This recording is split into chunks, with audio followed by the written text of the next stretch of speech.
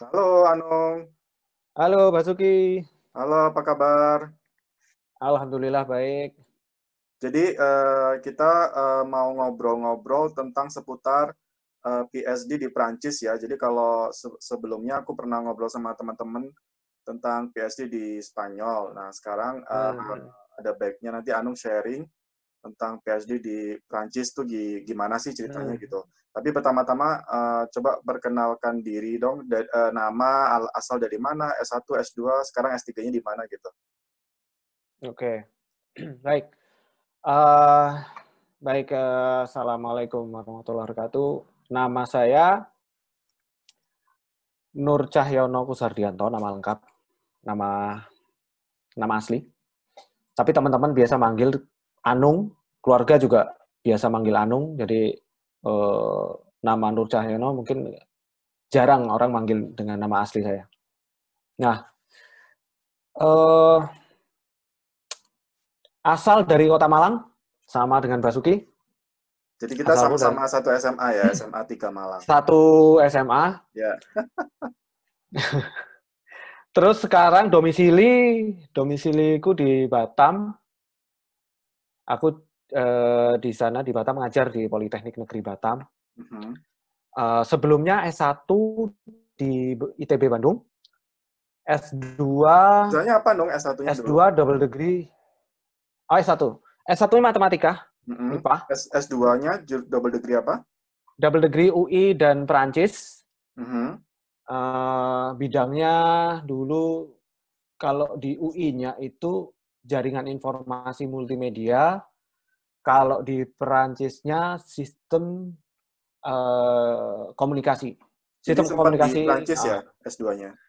sempat setahun di Perancis. Jadi dulu double degree itu setahun pertama di Indonesia, tahun keduanya di Perancis. Tahun pertamanya di UI, tahun kedua di Perancis kayak gitu.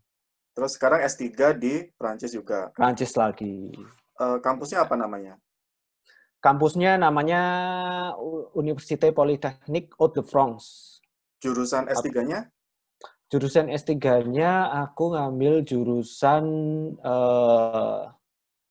Intelligent Transport System, kekhususannya di bidang cyber security-nya. Jadi cyber security dalam bidang Intelligent Transport System.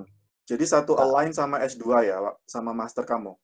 Uh, ya, master ya, masih di bidang sebenarnya lebih khusus lagi di jaringan cyber security ini lebih khusus lagi. Kalau dulu di S2 itu jaringannya secara umum, mempelajari jaringan komunikasinya. Nah, kalau sekarang S3-nya mempelajari di aspek keamanannya. Oke. Jadi lebih ini lagi, lebih mengkerucut lagi. Terus kampus S2, S3 di Prancisnya sama? Kebetulan sama. Sama ya? Nah, itu ya. Jadi S2 dulu master di sini itu di kampus yang sama. Di lab yang sama juga. Cuman Oke. bidangnya Jadi agak kelanjutan dari S2 ceritanya ya, S3-nya itu. sebenarnya nggak kelanjutan secara langsung Hmm. yang dulu ku kerjakan di S2, ku lanjutin lagi proyeknya di S3 enggak. Hmm. Karena yang ku kerjakan dulu di S2 Beda. udah selesai, udah Oke. beda. Tapi pembimbingnya sama nggak? Pembimbingnya sama kebetulan. Oke. Terus S3-nya ini beasiswanya dari mana dong kalau boleh tahu? Aku beasiswanya BPPLN Dikti 2019. Oke. Jadi karena kamu dosen, jadi kamu bisa apply Hmm, dari Dikti. iya. Nah, itu bisa cerita nggak apa waktu mencari kampus di Prancis itu, apakah sudah Hmm, ditentukan dari Dikti atau kamu bebas mencari kampusnya di mana aja atau kamu sudah ditentukan nih? ya. Oke, mungkin cerita sedikit ya Mm-mm. beasiswa Dikti itu. Boleh, Jadi boleh. beasiswa Dikti mungkin teman-teman udah pernah dengar LPDP, Ya. ya. Itu Mm-mm. hampir sama skemanya. Di LPDP itu mungkin tapi di LPDP itu lebih beragam, lebih banyak skema. Kalau Mm-mm. di BPLN itu khusus dosen aja. Nah, Mm-mm. di BPPLN itu hampir sama dengan di LPDP juga. Jadi kita tidak bebas memilih universitas. Mm-mm. Jadi sudah ditentukan oleh Dikti, universitas yang bisa kita pilih untuk diajukan beasiswanya itu sudah ada listnya dari Dikti. Mm-mm. Sama kayak LPDP juga. Nah, list yang di Dikti agak berbeda memang dengan LPDP. Kemudian, kenapa bisa sampai di kampusku yang sekarang, yang di UPHF Valenciennes ini, sebenarnya tidak ada di daftarnya Dikti, kampus ini. Tapi di skemanya Dikti itu ada 3 pilihan. Pertama adalah kampus yang didaftar Dikti, kedua adalah kampus yang punya kerjasama dengan Dikti, yang ketiga adalah kampus yang punya kerjasama dengan institusi kita. Nah, Ya. aku ambil yang ketiga. Karena kamu sudah menjalin kerjasama waktu S2 kemarin kan? Tidak hanya itu, kampusku di Politeknik Negeri Batam tahun 2018 itu punya MOU dengan kampus yang di sini. U to U ya, University Ya, University. Oke. iya, Jadi betul. emang sudah terjalin programnya, jadi lebih Sudah ada. koneksinya lebih dapat ya. Iya, Jadi iya, jadi Diktinya juga langsung approve ya kalau kayak gitu ya.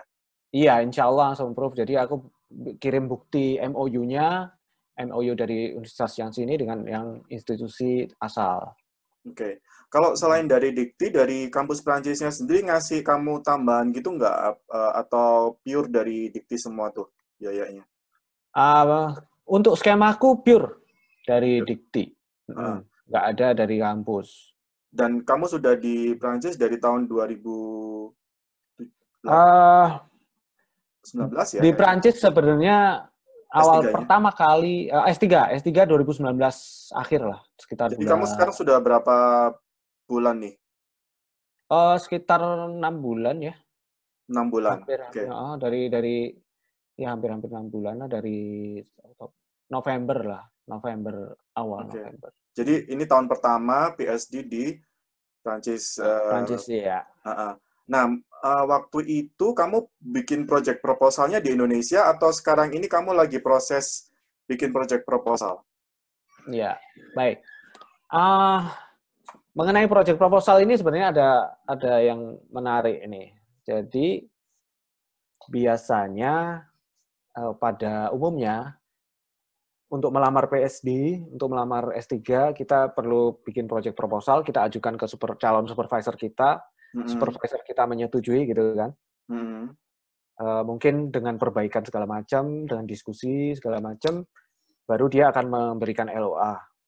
Nah, untuk kasusku, aku nggak bikin proposal dengan dosen supervisorku. Karena kita dulu pernah kenal, dia tahu aku, kita ya beberapa kali komunikasi. Jadi waktu itu aku minta topik, langsung dikasih LOA. Oke. Jadi project proposalnya dibikin ketika kamu sudah sampai di Prancis. Nah, project proposal itu menjadi syarat beasiswa PPPLN Dikti. Jadi aku bikin juga, tetap bikin proposal itu, tapi tidak khusus kutujukan untuk yang di Prancis, tapi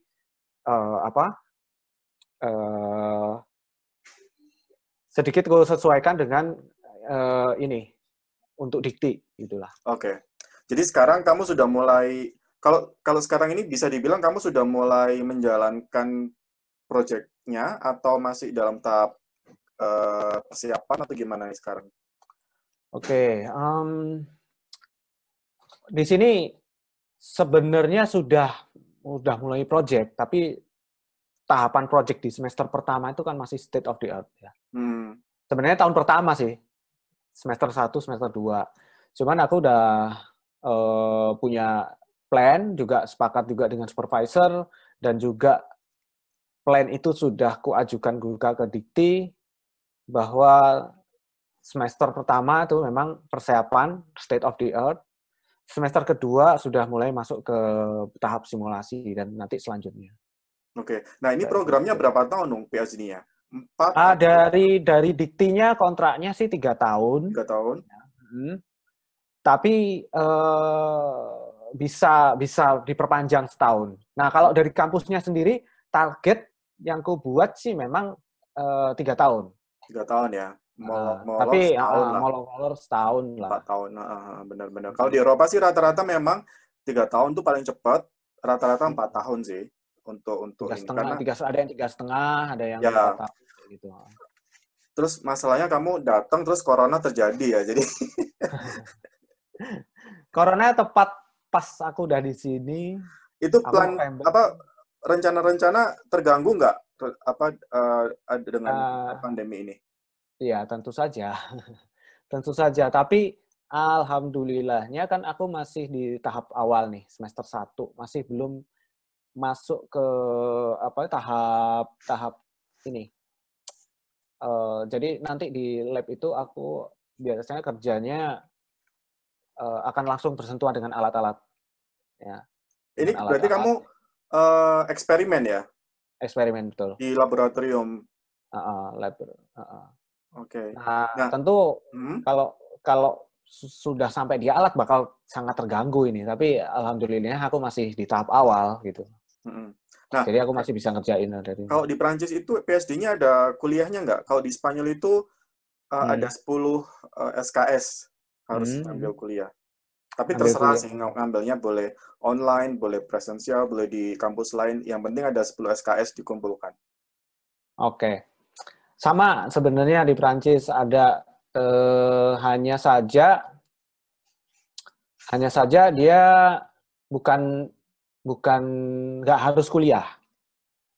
Jadi misalkan kita ikut apa itu kursusan, ya, pelatihan, seminar, atau kita ikut apa semacam acara camp gitu, research camp atau apa, kita presentasi di luar sana, itu nanti dapat SKS. Kita bisa klaim itu ke jurusan, ke kampus, nanti kita akan dapat SKS, dapat poin SKS. Nah itu nanti selama 3 tahun,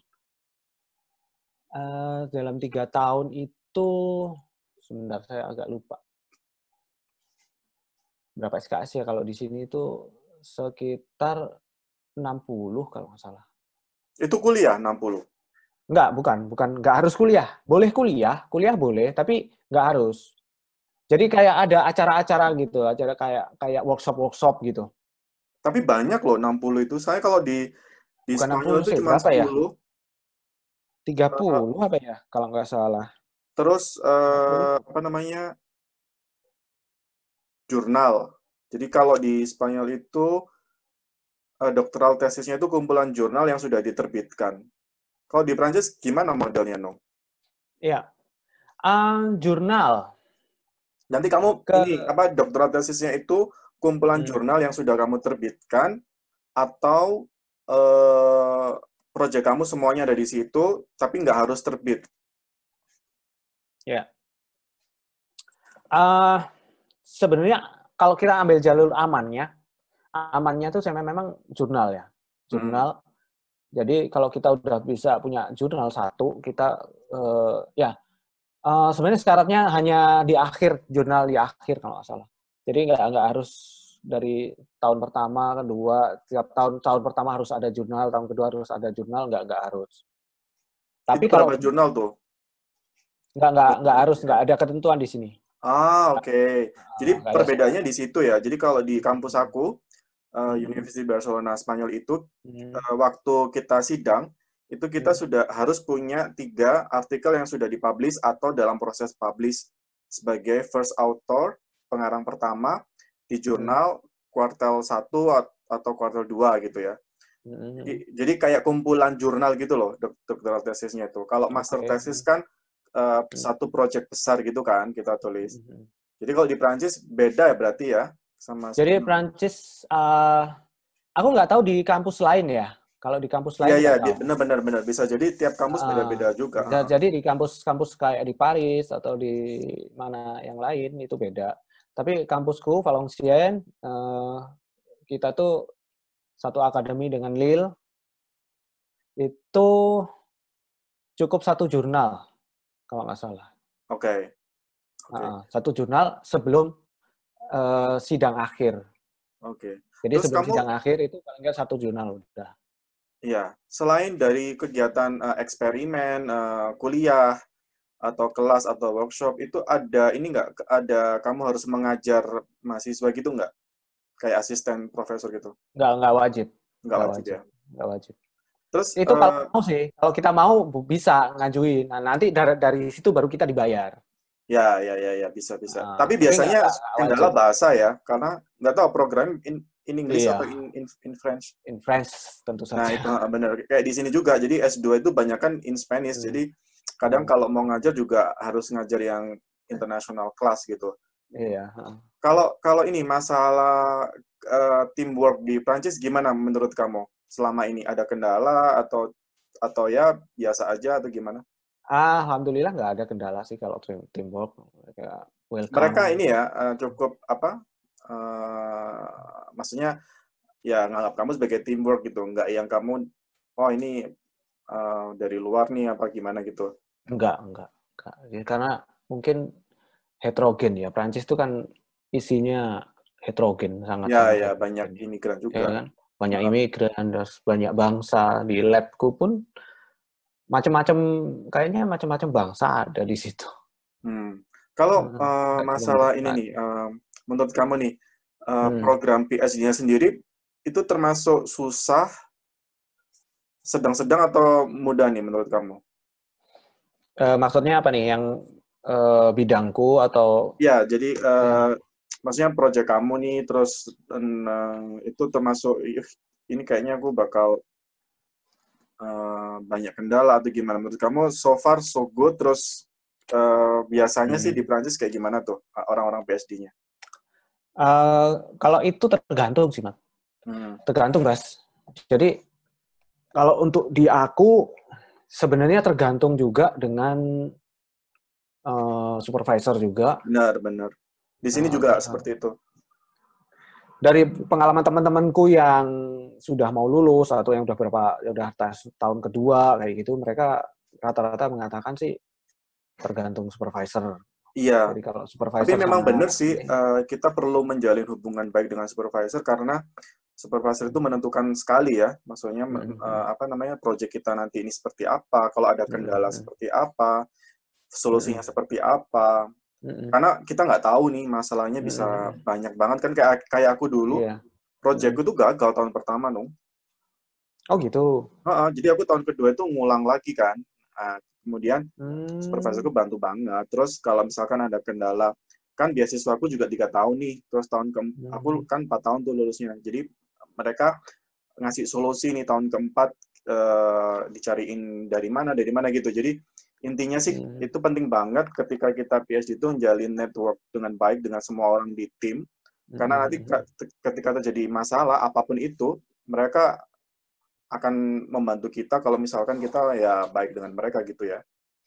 Emang, emang gitu sih. Kalau kalau kamu dulu memang kepinginnya S3-nya di Prancis ya waktu itu ya? Atau kamu sempat apply di negara-negara lain, di kampus-kampus lain? Belum. Jadi waktu itu aku lihat peluangnya sih. Hmm. Aku lihat peluangnya. Kebetulan yang dari Prancisnya sendiri itu sering datang ke tempatku di Politeknik Oh, oke. Batam. Jadi ya udah, Ya, ya, ya, kami karena ada MOU itu, jadi beberapa kali mahasiswa dari sini ke itu magang ini. di tempatku. Ah, oh Itu jadi ada beberapa mahasiswa Prancis di Politeknik di Batam. iya, Itu itu kayak exchange gitu nggak?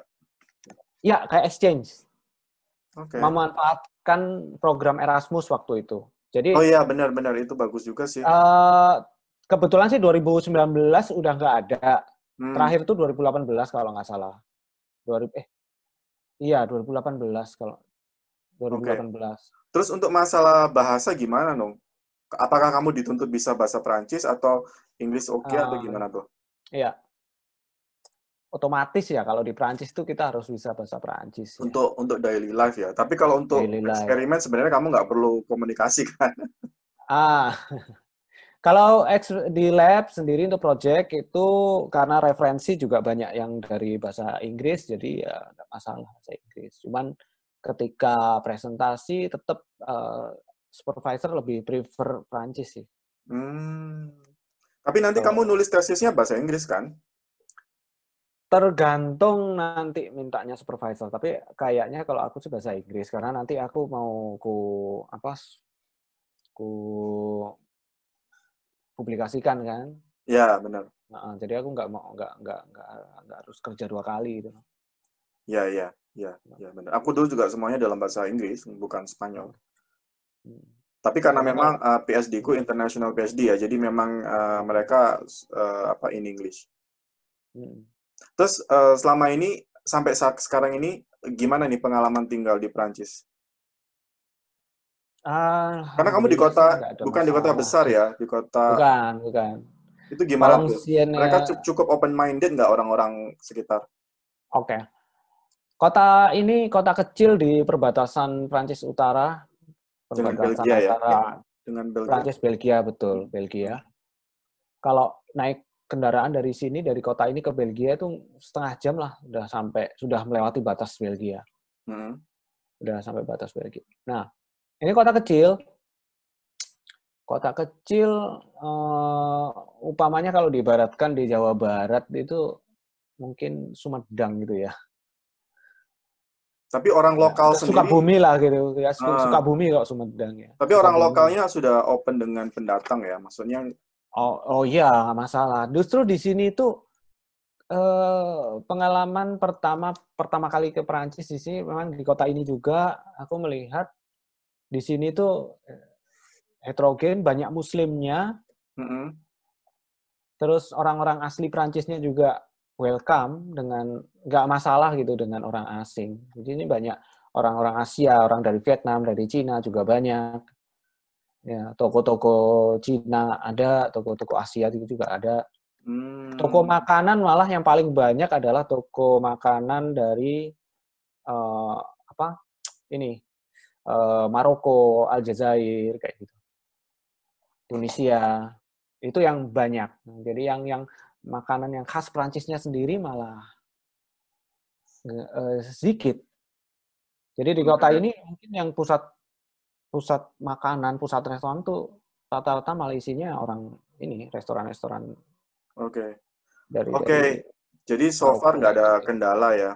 Nung, ini karena masalah waktu nih, jadi kita harus sampai di sini karena Zoom cuma 4 menit, terus tadi ada kendala di depan ya, jadi nggak bisa banyak. Tapi sebagai ringkasan, jadi dulu kamu S2-nya sudah di Prancis, di kota yang sama, kampus yang sama. Sekarang S3 juga di tempat yang sama. Kemudian beasiswanya dari Dikti, dan karena kampus kamu di mana bekerja itu sudah menjalin kerjasama dengan kampus yang sekarang di Prancis, maka semuanya sudah terkoneksi ya. Ya, lebih mudah lah. Oke. Terus juga sekarang di tahap tahun pertama nggak ada kendala segala macam, kotanya pun Insya Allah masih belum. Ya, benar-benar. Alhamdulillah masih belum. Sayangnya hanya karena ada pandemi ini ya, jadi semuanya jadi agak berantakan nih ya. Iya, tentu. Kalau ini saran kamu nih buat teman-teman di Indonesia yang mau PhD, saran kamu gimana nih? Cari di Prancis atau di negara mana? Oke. Silah sedikit. Ya. Untuk teman-teman yang di Indonesia mau mencari PhD, silakan mau di mana saja, mau di negara mana saja, pengennya mau di mana. Tentukan target dulu, misalkan saya pengennya di mana, misalkan UK atau di Prancis misalkan. Nah, kalau kasusnya kalau di Prancis ini berarti yang harus dipersiapkan ya bahasa, karena di Prancis ini akan susah ya, hidupnya susah kalau nggak bisa berbahasa Prancis. Betul. Nah, karena orang sini pun jarang yang mau berbahasa Inggris. Meskipun mereka ngerti, cuman sangat jarang, sedikit yang mau berbahasa Inggris. Kemudian tentukan target kampus, kemudian coba jalin hubungan dengan profesor. Betul. Yang pertama itu dulu. Sama jadi kalau udah bisa kenalan itu dengan profesor yang bidangnya sama, terus coba propose. Dan yang paling penting programnya disukai ya, jadi menjalankannya pun dengan senang. Iya. Oke. Terus kita punya ketertarikan, kita punya kesenangan dengan bidang itu akan lebih mudah. Ya, betul sekali. Oke, nanti kalau ada pertanyaan lebih lanjut bisa teman-teman bisa komen atau menghubungi Instagram aku. Atau Mas Anung punya Instagram nggak? Ada Instagram, cuman nggak pernah update sih. Cuman kalau di DM juga bisa sih. Bisa. Kalau mau di DM. Ya, nanti aku tulis di deskripsi ya. Oh ya, boleh. Tulis di deskripsi aja. Sukses untuk Mas Anung. Nanti kita Oh iya, kabar-kabarin sama-sama lagi. Basuki. Nanti kita kabar-kabarin lagi. Terima kasih atas waktunya dan sampai jumpa Ya, secepatnya nih. Mudah-mudahan kita bisa iya. kopi darah. Iya nih tetanggaan nih Ya. susah ketemu. Oke, terima kasih. Assalamualaikum Ya, warahmatullahi wabarakatuh. Waalaikumsalam warahmatullahi wabarakatuh. Ciao.